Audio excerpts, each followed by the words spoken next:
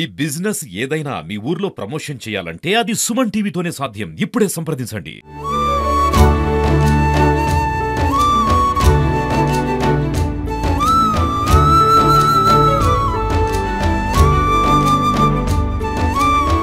కర్నూలు పట్టణంలో హనుమాన్ జయంతి సందర్భంగా కర్నూలు పట్టణ ప్రజలంతా బ్రహ్మాండంగా అంగరంగ వైభవంగా ఒకప్పుడు 50 మందితో మొదలుపెట్టిన ఈ రోజు ఇంత ఉధృత స్థాయిలో మన హిందువులంతా కుల మతాలకు అతీతంగా, ఎందుకంటే మన మైనార్టీ ఏరియాలో ఉన్నా కూడా మన ఆంజనేయ స్వామిని అందరూ కుల మతాలకు అతీతంగా ఆంజనేయ స్వామి యొక్క జయంతిని బ్రహ్మాండంగా జరుపుకుంటారు. ఎందుకంటే ఏ కార్యక్రమం తలచాలన్నా కూడా జై శ్రీరామ్ అని చెప్పేసి ఒక మంచి సంకల్పంతో మొదలు పెడతారు.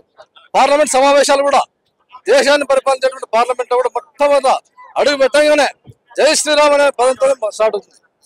కాబట్టి ఏ విజయం తలచాలన్నా కూడా ఆంజనేయం తలుచుకుంటాం. కాబట్టి ప్రతి ఒక్కరు కర్నూలు ప్రజలంతా ఈ పండుగ మంచిగా జరుపుకోవాలని చెప్పేసి ఆశిస్తున్నాను.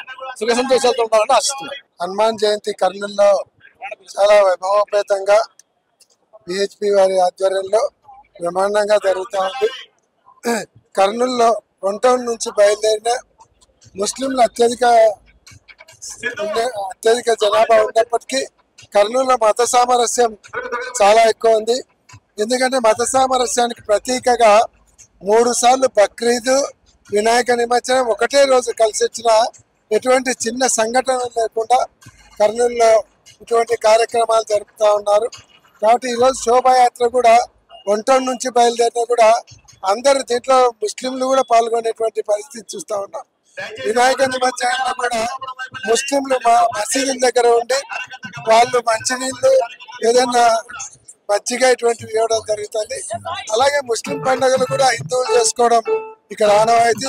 కాబట్టి మత సామరస్యాన్ని కర్నూలు ప్రతిపాదికగా నిలబడింది. కర్నూలులో ఈరోజు వైభవోపేతంగా హనుమాన్ జయంతి ఉత్సవంలో పాల్గొనడం ఒక అదృష్టంగా భావిస్తున్నాం. ఇందాక ఎంపీ గారు చెప్పినట్టు ప్రతి ఏ కార్యక్రమం మొదలు పెట్టా జై శ్రీరామ్ అని రాసి మొదలు పెడతాం. కాబట్టి ఈరోజు శ్రీరామచంద్రునికి అత్యంత ప్రీతిపాత్రమైనటువంటి హనుమాన్ జయంతిని వైభవంగా జరుపుకోవడం చాలా సంతోషం.